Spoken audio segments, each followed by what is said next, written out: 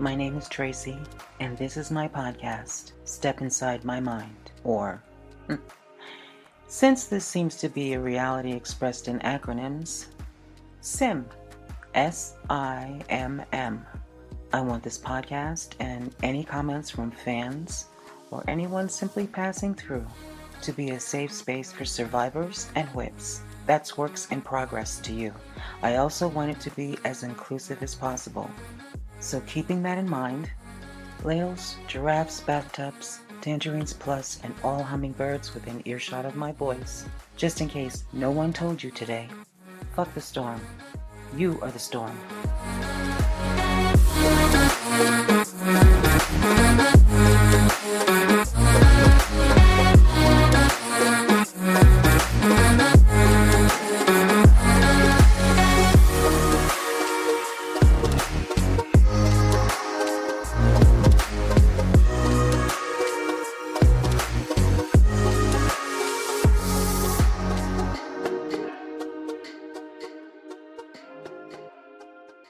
Hello, everyone. Thank you for tuning back in. I really appreciate it. That means the first episode didn't turn you completely off, whoever's listening. So, funny thing about the first episode, before I started recording, I ordered a podcast kit. Mic, whatever that buffer is, that screen, puffy thing you put on. I hope my technical jargon isn't too confusing. Plugged it in to the USB port in my Mac, hit record, and recorded the first episode. Sounded great. Still editing it by the time of this recording, which is a month later, which tells you not only how much of a procrastinator I am, but that my living arrangements are complicated. And it's difficult for me to find the kind of alone time that I need in order to record these episodes. More on that later. I get ready to record this episode, and realize as I looked in the menu that I was using my built-in mic. Okay, not a problem. I have a real mic, so it's probably going to sound way better, right? Awesome. So I choose the mic, which I hadn't done before, and go to test it and everything. My built-in mic in my Dinosaur of the Mac sounds way better than the $149 podcast kit microphone. Maybe that's due to settings that I haven't learned about in Audacity. The mic certainly didn't come with directions because, apparently that's passé to include directions in lots of things I'm learning. But yeah, what a hoot, huh? Anyway, it's occurred to me that if I want others, meaning you, my listeners, still confident, but if I want others to feel comfortable sharing, it would be helpful if I shared my story first. Also, I'm broken in a lot of different places, and I'm hoping that this will help me heal. Actually, no, I know it's a good start for me to heal. I had to come to terms with that before even starting this podcast, so I'm more than certain that this will be my baby step, this podcast. Actually, no, this particular episode. So in that vein, I thought I would share this with you. This episode's going to be a letter I wrote to my mom after she passed away, after I came back to Colorado from New Jersey, to help my brother put her affairs in order. Dear Mom, you've been gone for a couple of weeks now. I feel conflicted and haven't been able to mourn you yet. While I told you that I forgave you while you were still alive, there was no real resolution to the break in our relationship, as is usual in our family. One of us hurts the other, intentionally or not. We disconnect for a length of time, and then circumstances require we speak, and our conflict is disregarded. No airing it out, looking at it, resolving it with an apology, or simply agreeing to disagree, and then moving on. No, none of that. Nothing that might have strengthened our relationship through growth once either side had had its say. No respect either. No belief in the other's ability to grow after making mistakes as a child. No belief in me because I'd started acting differently, more secretive. Skipping school, even though I so loved it. Not confiding in you all of a sudden when I was 7, until the day you told me you believed him over me. The day I stopped really talking to you. The day when you told me he had told you how hurt he was that I'd lied to you about what he did to me. I stopped talking to you that day, unless it was absolutely necessary that I speak to you. Emotionally, you were dead to me.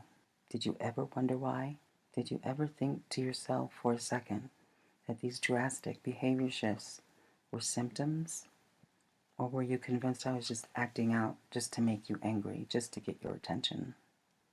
We were close before that. I remember. You were so proud of me when my first grade teacher, Miss Grabowski, told you I was reading at an advanced level. In first grade and reading at a fifth grade level. You were proud, and it showed. It brought us so close together because you were an avid reader too. I remember you showing me your favorite movies and me being so happy we had another bond between us, more to share with each other. I remember how even though you had chosen to not deepen your spiritual gifts, as you called your clairvoyance, you supported my interest in learning more about mine. I remember my shy excitement at meeting him when he first came over to take us to the movies. I remember the argument you had when you found out that it was the Godfather. I was only 7. I remember him being on my side all the time, paying attention to me, buying anything I wanted, grooming me, then taking care of me when I caught the chicken pox, and teaching me how to play strip poker, teaching me how to be secretive, teaching me that sex was love, teaching me that I was a bad girl for making him touch me. It was my fault. Teaching me that you would never believe me, teaching me that you would stop loving me if I said a word. That's how I learned that you would never protect me. That's how I learned to lie. That's how I learned to be secretive. Then, through therapy, I was given the tools to become strong enough to tell you. That's how I learned that your love was conditional. That's how I learned that you loved and trusted him more than me. As I said, I was able to forgive you, but that was for me, to be honest. Carrying the weight of anger and hatred and pain was exhausting, and I was ready for a deep and meaningful change in our relationship. I was ready to admit to myself that I did want your love, unconditional or not.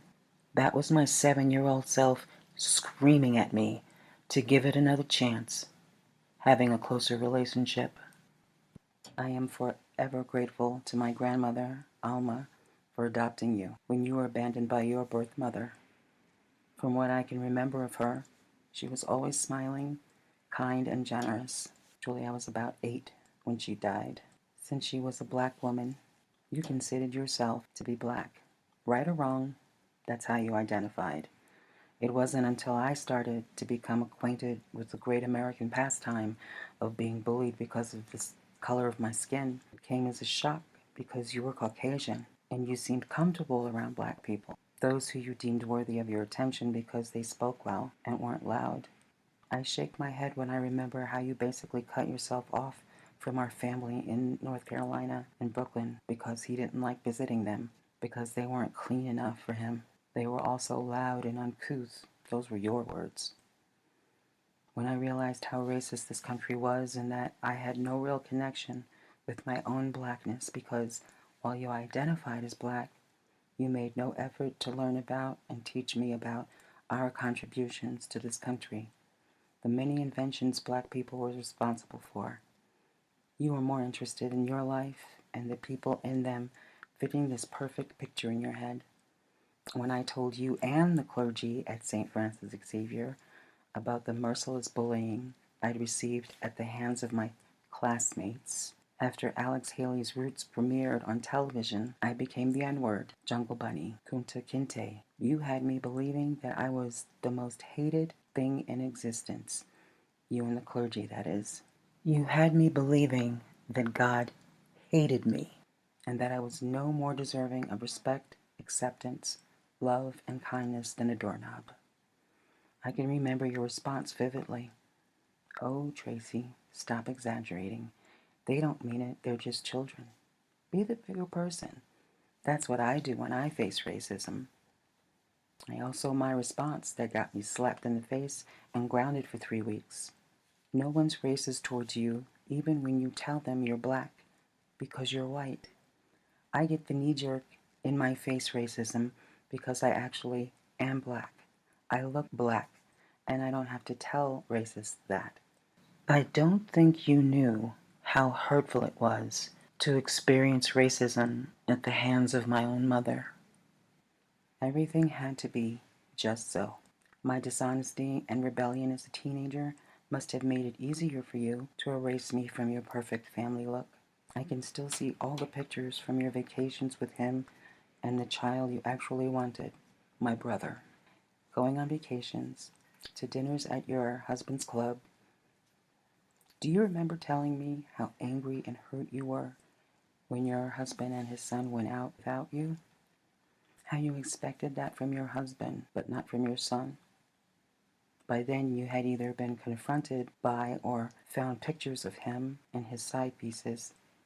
I don't know which is true, whether you found them or whether he left them spread out on the bed for you to see, because you told me one thing and my brother another, as I found out when we were remembering you when you passed away. And when you confronted your son about it, he gave you what you considered a feeble excuse, that it was your husband that planned the outing and he didn't know you weren't coming until they were on the road. Do you also remember when not even a week had gone by after you told me that story? When after attending my brother's graduation, I found out that the 3 of you were going to dinner and I wasn't invited, and you turned around and gave that same feeble excuse, or something akin to it? There were so many instances of me being left out that was it really a surprise to you that I started planning my life and excluded you? All of this I forgave so that I could move forward and be motivated to attain the goals I'd been ignoring because I was raised to feel inferior and not worthy. Maybe your intentions weren't to make me feel like an outsider. Maybe you were trying to teach me that there were consequences for my actions. Maybe this was some form of tough love so that I'd be able to take care of myself. I'm saying maybe because even after all of this, I'm still making excuses for you and the fact that I was the child you didn't want. I don't know, because again, we're not a family that has uncomfortable conversations, that talks, works out misunderstandings or mistakes or intentional transgressions. We let time pass and then we pretend like nothing happened. That was the end of the letter I'd written back in 2020, February of 2020. My plan is to finish it because it isn't finished. Most of this part was me venting about what we weren't as a family. There are so many other dynamics to explore further.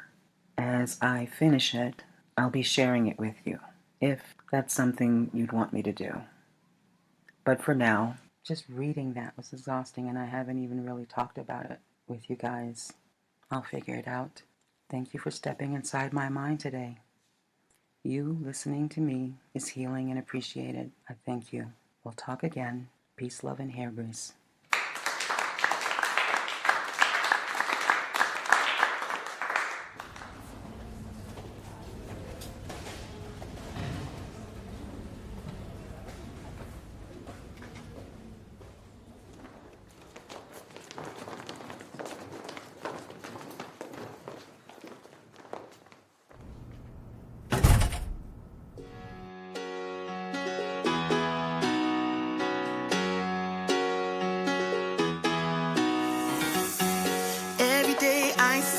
Miserable people doing things they hate just to fit in. I know it's easier to get along peacefully, but have you ever thought about you? Don't know why I keep on doing what I'm told to do.